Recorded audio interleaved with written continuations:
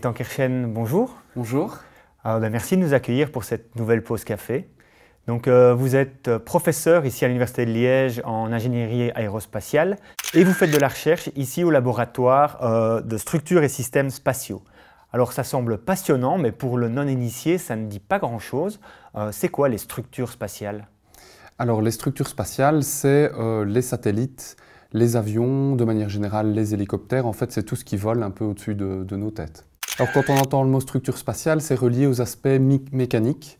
Donc il faut savoir que dans un avion, dans un satellite, vous avez des aspects électriques, des aspects mécaniques. C'est multidisciplinaire. Et donc dans mon laboratoire, on se concentre plus sur les aspects mécaniques et en particulier sur les aspects vibratoires et aussi un petit peu thermiques. Qu'est-ce qui est important avec les vibrations? On imagine que c'est lié à la résistance des matériaux utilisés? Oui, voilà, imaginez un lancement d'un satellite. En fait, c'est un événement qui va durer environ de 10 à 15 minutes, alors que la durée de vie du satellite, ça va être 15 ans. Mais pendant ces 10 ou 15 minutes, le satellite va être soumis à des vibrations de très forte amplitude parce qu'il y a des explosifs qui vont séparer les différents étages du lanceur, parce que le satellite va être aussi détaché du lanceur avec souvent des explosifs.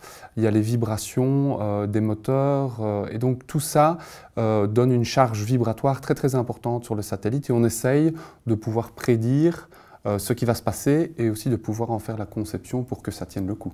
Et vous travaillez comment alors sur ces vibrations? Quelles sont les méthodologies que vous employez?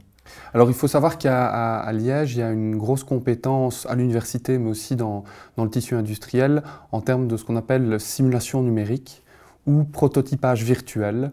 Donc l'idée c'est de pouvoir concevoir une structure avant même qu'un vrai prototype existe. Et donc on se sert de l'ordinateur pour réaliser tout un tas de simulations qui permettent de déjà valider une première conception avant même de réaliser une première maquette, si vous voulez. Et la recherche que vous faites, elle est purement fondamentale ou bien vous l'appliquez parfois sur certains projets concrets? Donc on est dans une faculté de sciences appliquées, donc chez les ingénieurs.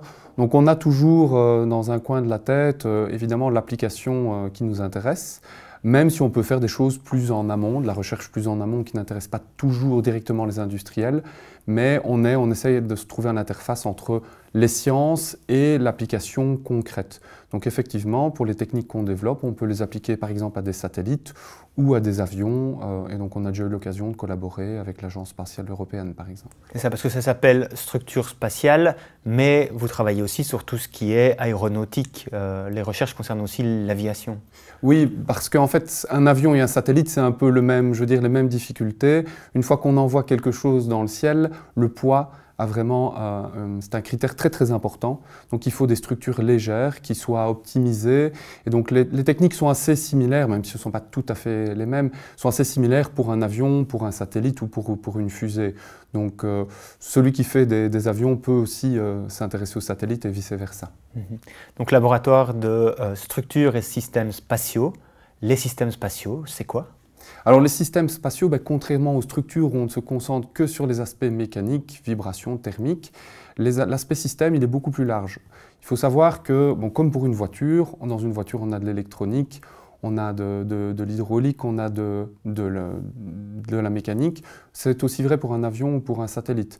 On a différentes disciplines qui doivent interagir et on essaye de trouver une conception qui est optimale, non pas pour la discipline qu'on représente, mais pour l'ensemble du système. Donc l'aspect système, ça permet de prendre en compte, par exemple pour un satellite, les télécommunications, l'ordinateur de bord, tout ce qui est électrique, mécanique, le système pour orienter le satellite vers une étoile ou vers une planète. Donc c'est vraiment un peu comme un architecte pour une maison qui doit essayer d'intégrer la plomberie avec tout ce qui est électricien et maçon. Donc on essaie de voir le système dans son ensemble. C'est ça. Et c'est dans ce cadre-là que vous avez développé le projet OUFTI. Racontez-nous un peu quelle a été cette grande aventure OUFTI. On va découvrir à présent une production 100% belge. Des dizaines d'étudiants liégeois ont conçu un satellite, le premier satellite belge qui devrait être lancé dans l'espace dès 2015. Ce qu'il faut souligner, c'est que ça a été une idée qui a été proposée, l'idée de Oufti, a été proposée par un industriel, Luc Albach de Spacebell, en 2007. Et l'idée, c'était d'abord un projet pédagogique. Donc c'est un satellite qui n'a pas, en termes de charge utile, ce qu'on appelle de fonction, quelque chose de très innovant, mais l'idée c'était de pouvoir justement offrir aux étudiants cette expérience d'ingénierie système, que quelqu'un qui fait des études en ingénieur civil électricien puisse comprendre les besoins, les difficultés d'un mécanicien et vice-versa. Donc pour rappeler, vous avez proposé à vos étudiants de construire un vrai satellite. Oui, tout à fait. Donc en fait, l'idée c'est vraiment construire de A à Z. On a acheté très peu de choses toutes faites et ils ont dû concevoir sur ordinateur, comme je parlais, puis réaliser des prototypes pour valider et puis finalement assembler le satellite, ce qui est une expérience un peu unique pour des étudiants, ingénieurs civils. Et il en est où aujourd'hui ce projet Oufti? Est-ce que Oufti tourne déjà autour de la Terre? Alors, pas encore. Donc le lancement est prévu pour fin 2015, début 2016. Donc là, le lancement n'est pas entre nos mains. On a répondu à un projet de l'Agence spatiale européenne qui va nous offrir le lancement. Actuellement, il est finalisé, donc le satellite est assemblé, intégré, ça a été fait au Centre spatial de Liège, et il a subi les premiers tests. Donc il faut savoir qu'avant de lancer un satellite, pour vérifier que tout va bien se passer, on le fait vibrer, comme lors du lancement, et on le met sous vide à des conditions thermiques très froides et puis très chaudes pour vérifier qu'il va également supporter ce qu'il va avoir en orbite. Donc là, pour le moment, on a réussi les tests thermiques. Donc il a subi des cyclages très chauds, très froids, donc on parle de moins 60, moins 70 jusqu'à plus 50, plus 60. Et il est actuellement, on a eu un petit souci lors des tests vibratoires qu'on est en train de solutionner. On a un petit boulon qui s'est détaché et on est en train de le solutionner pour repasser les tests vibratoires en février. Et donc si on passe ces tests-là, il sera totalement qualifié et on le mettra alors au sec, au chaud dans l'attente du lancement. J'imagine que c'est un projet complètement passionnant de se dire qu'avec des étudiants, on va construire de A à Z un satellite, mais quel est l'objectif derrière? Est-ce que c'est purement pédagogique, c'est-à-dire d'apprendre avec les étudiants, ou est-ce qu'il y a aussi un objectif de recherche derrière le satellite? Le premier but est clairement pédagogique, essayer d'offrir une expérience un peu unique, mais bon, on peut faire du pédagogique tout en faisant des choses un petit peu innovantes. Donc on a un système de télécommunication digitale qui sera utilisé pour la première fois en orbite. Donc c'est un système de télécommunication qui est utilisé par les radioamateurs. Par exemple, lorsqu'il y a eu l'ouragan Katrina, c'était un des seuls systèmes qui marchait encore, parce que le système GSM ne fonctionnait plus.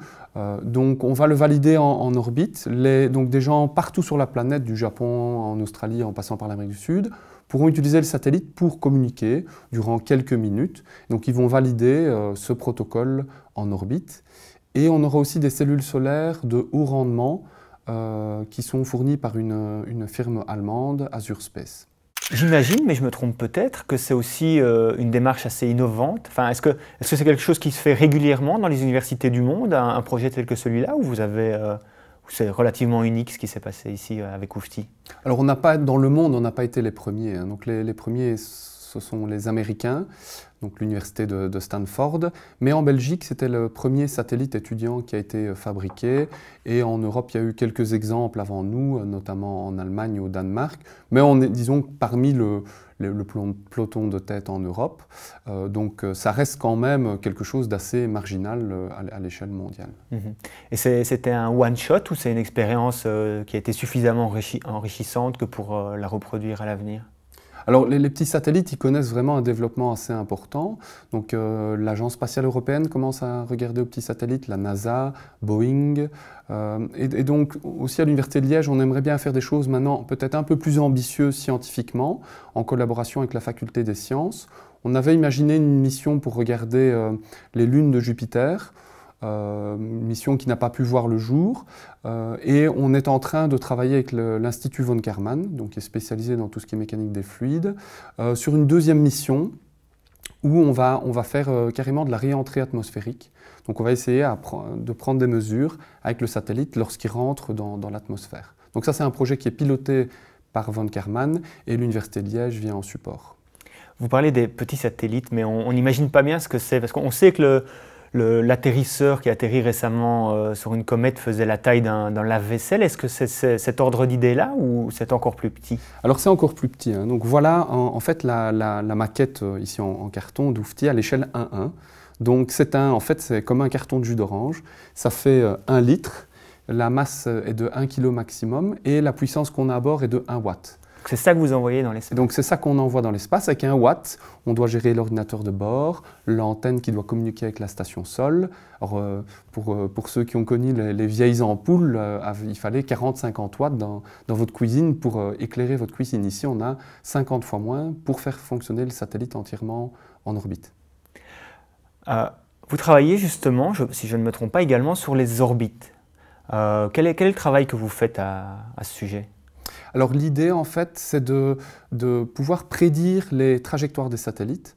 Donc il faut savoir qu'un satellite, on le met en orbite, il peut ou ne peut pas avoir des propulseurs pour s'orienter, mais en général il est quand même en vol libre, donc il est soumis aux différentes forces qui sont autour de lui. Et c'est très important de connaître leur trajectoire pour différentes raisons. Premièrement, pour savoir où il se trouve et ce qu'il est capable d'observer. Mais au jour d'aujourd'hui, il y a ce qu'on appelle les débris spatiaux. Donc là, l'espace devient entre guillemets une poubelle avec tout ce qu'on a mis. On est en train de polluer aussi nos alentours. Et le problème des débris est important parce que même un petit débris de quelques centimètres peut mettre à mal une mission complète. Et par exemple, les astronautes à bord de la Station spatiale internationale, on doit monitorer en permanence ces débris, parce que le risque serait très grand si ça impactait la station. Et donc on essaye de développer des algorithmes numériques, de nouveau, hein, on reparle de simulation numérique, qui permettent de propager précisément les trajectoires des satellites et de réagir si on avait le besoin. Mais vous savez où sont les satellites, mais vous ne pouvez pas savoir où sont tous les débris quand même. Alors il faut savoir qu'il y a un organisme américain qui s'appelle le NORAD, qui traque qui suit tous les débris quotidiennement qui ont une taille de quelques centimètres ou plus. Donc évidemment, les tout petits débris de les petites poussières ou les millimètres, on ne sait pas les voir, mais tout ce qui est un peu conséquent est suivi à un numéro, est répertorié, et donc on peut, si on le souhaite, propager ces débris-là et voir ce qu'il se passe. Ce qui doit être excitant quand on travaille dans le domaine spatial, c'est qu'en permanence, on doit flirter avec ce qui se fait de meilleur en matière de nouvelles technologies. Alors oui et non, cela dépend. Donc la première chose, c'est qu'on doit clairement optimiser le poids, parce qu'à l'intérieur du lanceur, la place est limitée, donc les structures doivent être très légères. On optimise la masse, on essaye de gagner à gauche à droite quelques kilos. Mais d'un autre côté, comme on lance un satellite avec lequel on ne pourra plus interagir pendant peut-être 10-15 ans. Ce n'est pas comme une voiture qu'on peut remettre au garage. Le spatial est très frileux de nouvelles technologies, et donc ça peut apparaître comme un paradoxe. Par exemple, pour vous donner un ordre de grandeur, les processeurs qu'on utilise à bord des satellites dernier cri sont 30 à 40 fois moins puissants qu'un simple processeur d'un ordinateur portable. Parce qu'on veut être sûr que ça va fonctionner en orbite, ce sont des technologies éprouvées. Donc c'est un petit peu le paradoxe du spatial, on fait des choses qui peuvent apparaître au sommet de la technologie, mais à l'inverse, on n'accepte pas beaucoup le risque et on prend des technologies très éprouvées, des vieilles technologies. C'est ce qui fait aussi que ça coûte très très cher, le spatial? Oui, donc par exemple les composants électroniques, on ne prend pas des composants électroniques qu'on va retrouver sur ce qu'on appelle sur étagère. On a des composants électroniques qui sont conçus principalement pour le domaine spatial, qui ont été testés par exemple dans ce qu'on appelle des cyclotrons, où on les bombarde de radiation comme pourrait le faire le Soleil. Et donc les composants peuvent coûter 100 à 1000 fois plus cher que ce qu'on rencontre de nouveau dans un ordinateur, ce qui fait évidemment le coût très important des missions spatiales. Et avec le développement de projets tels que Oufti, est-ce que quelque part on n'assiste pas à l'avènement d'une conquête spatiale low cost? C'est pas un peu ça qui est en train de se passer pour le moment? Ah, c'est clairement l'objectif, hein. Donc, les satellites, on va dire les gros satellites d'observation, de télécommunication deviennent de plus en plus chers, de plus en plus gros. Et à l'inverse, ça a été le phénomène CubeSat. On essaye de rendre les satellites aussi de plus en plus petits, de plus en plus abordables. Maintenant, je vous montrais ici le CubeSat, hein, qui fait 1 litre. On est déjà passé à la génération suivante. Donc maintenant, on parle de Pocket Cube. Ce sont des 1/8e. On lance maintenant 1/8e d'1 litre dans l'espace pour essayer de prendre un petit peu le contre-pied des gros satellites. Et l'espace devient de plus en plus accessible à ce niveau-là, en tout cas. Qu'est-ce que ça va amener comme évolution, ce spatial low cost? Une des choses très intéressantes des petits satellites comme Oufti, c'est qu'on peut en lancer plusieurs, comme ils coûtent bon marché. Et donc l'idée maintenant, c'est de lancer des constellations de petits satellites qui peuvent avoir des missions tout à fait complémentaires à des gros satellites. Où on peut imaginer un petit satellite qui se concentre sur un objectif précis. Par exemple, Hubble, qui est un des satellites, télescopes en orbite les plus connus, on ne peut pas lui demander de regarder une étoile pendant 3 mois. Ce n'est pas envisageable.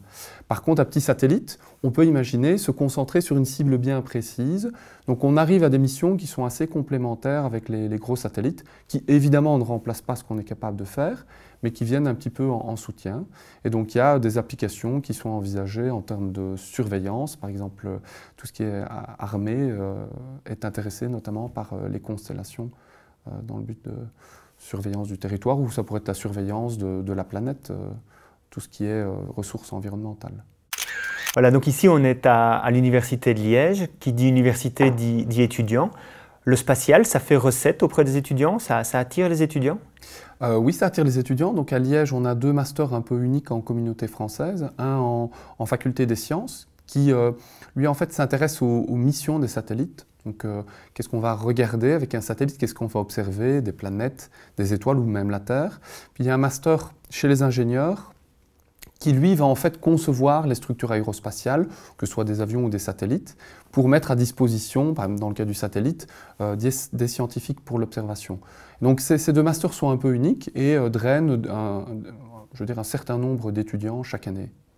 Et pour conclure, je voudrais vous demander, est-ce que Liège est reconnu internationalement pour son aérospatial? Oui, donc Liège, mais de manière générale, la Wallonie tout entière, on a un tissu industriel très actif dans le domaine, qu'il s'agisse de l'aéronautique ou du spatial. À Liège, on a évidemment le Centre spatial de Liège, qui fait partie de l'Université de Liège, qui a testé des satellites complets, comme le satellite Planck. Puis au niveau de l'université, c'est vrai qu'on a une visibilité au travers du spatial, de nouveau qu'il s'agisse des ingénieurs ou des scientifiques. Et on a besoin de développer ce genre de pôle de compétences, certainement en Wallonie, pour essayer d'attirer justement des bons étudiants ou des bons chercheurs à l'université. Gaëtan Kerchen, merci. Merci, c'était avec plaisir. Et merci pour le café.